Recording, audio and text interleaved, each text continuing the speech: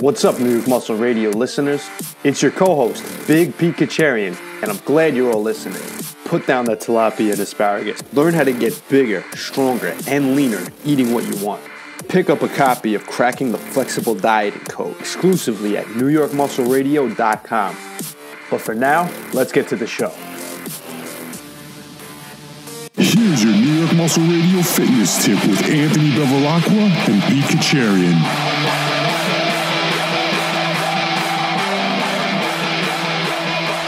What's up, guys? It's Anthony Bevilacqua and Pete Kacharian here with New York Muscle Radio's fitness tip number 4. Again, our fitness tips are our short little clips giving you quick tips on fitness. If you guys want to check out a full episode, scroll down in our feed on iTunes or Stitcher, wherever you're listening to this to, and listen to the full episode there. But today's topic, tracking macros while eating out. So a lot of people ask us this question on how to track macros when eating out.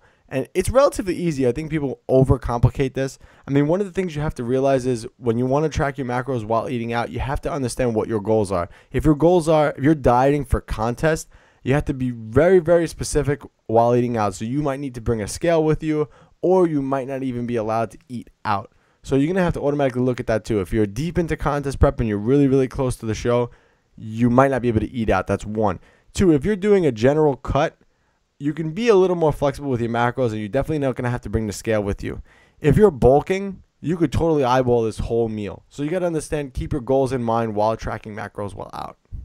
Yeah, exactly. That's the best way to put it. So if you're bulking, don't even stress it too much because you're going to be, especially if you're in a deeper surplus, your overall total calories are going to be the most important thing, provided you hit your protein requirements and so on and so forth. But I guess the real question for how to track macros while you're out is more for people dieting. And, there's a few different ways you can go about it. Obviously, the easiest way is to eat at restaurants that actually provide the nutritional information. A lot of places do provide that, especially if it's a chain type restaurant. So, you can look up the nutrition information first and then fit that into your macros, make sure it fits for your daily calories, and then you can go eat that. The one thing you have to be aware of is when you're eating at restaurants, especially if it's a regular restaurant where it's not some type of pre-prepared meal.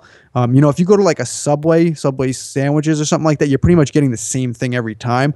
But if you go order a meal at, like, let's say the Cheesecake Factory and it has the macronutrients, those chefs are making that plate every single time. So they're going to vary. They're not going to measure out the exact weight. So those macronutrients are an estimate. So sometimes your plate might be a little bigger. Sometimes it might be a little smaller. So just know that it's going to be a little bit off each time. It's not going to be 100% accurate. Yeah, and the other thing that I usually do is two things. One, if I'm going to a place that, let's just say I'm going for Italian food. I always use the example because this is what happened. I was dieting during my anniversary. My wife wanted to go for Italian food. So what I did was I pre-planned ahead my day as far as my macros went. I knew what I was going to eat at night. So I knew that I was going to go to this Italian restaurant and I was going to get the chicken parmesan there. So I couldn't find, obviously, the macronutrients for that place in Nutrition Facts. So what I did was I went on Olive Garden's website and I used their chicken parmesan, the macros for that, since they have it listed, as that for my meal. And actually, if I was in a deep cut, like if I was really, really trying to lose weight, I would have added a little more calories there just to give me a little bit of a safe way there. But that's exactly what I did, and it worked for me during that contest then. I forgot my second thing, so I lost my train of thought there, but go ahead. Yeah, well, that works absolutely. And like you said, the closer you are to contest prep, you can't really take that big of a chance where you're going to compare one menu item to another restaurant's menu item. But in the off season, and if you're just dieting regularly, I remember my second point. You're far out from a contest. That's absolutely fine. It's really when you get closer to a contest that you want to pay attention to the small details. Like Anthony said, you're probably best off, in my opinion, avoiding eating out within the last couple of weeks if you can. And if you do eat out, it should be at a place where, like I said, you could actually look up the nutrition facts. I wouldn't go and recommend you swapping out the macros for another restaurants if you don't have the exact ones there. But that's only within the last couple of weeks of contest prep, because this is flexible dieting. You got to live your life. Yeah, and the other thing that I do too is if I'm going out to eat and I need to find the macros for something and it doesn't have it listed, what I'll do is I'll break down what I'm eating. So for argument's sake, let's just say I have, a bowl, and in this bowl there's rice, chicken, black beans, whatever, cheese. Let's just say that's what's in the bowl. What I'll do is I'll break down each macronutrient. So I'll eyeball and I'll say, okay, there's about a cup of rice in here. There's about half a cup of black beans in here. There's about 6 ounces of chicken in here. And there's about 2 servings of cheese on here, shredded cheese.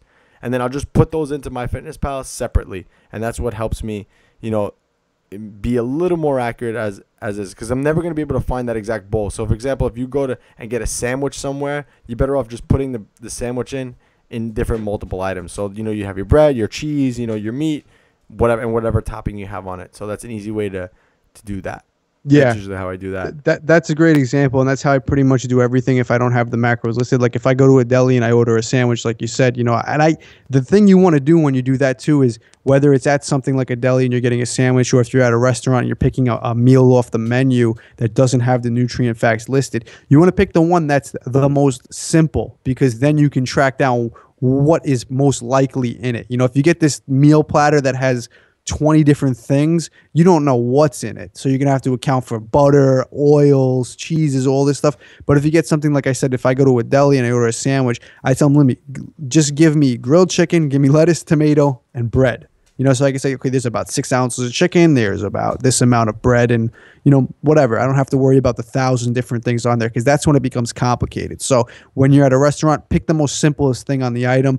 If it's pretty much just, you know, a steak and potato, it looks like it's about this big of a steak. It looks about this big of a potato. Maybe they'll even tell you how many ounces it is. All right, guys, we're going to leave you off with this last tip. Remember that whenever you go out to eat, you're always going to have a margin of error. So always error on the side of more calories, especially if you're dieting. So if you're dieting and the meal you're eating is 400 calories, put it into your MyFitnessPal as 500 calories, just to give yourself that 100 calories of leeway. All right, guys, that was New York Muscle Radio's fitness tip number 4, tracking macros while eating. Until the next one. Enjoyed this episode of New York Muscle Radio? Make sure to hit that subscribe button, leave us a 5-star review, and be sure to follow us on Facebook, New York Muscle Radio.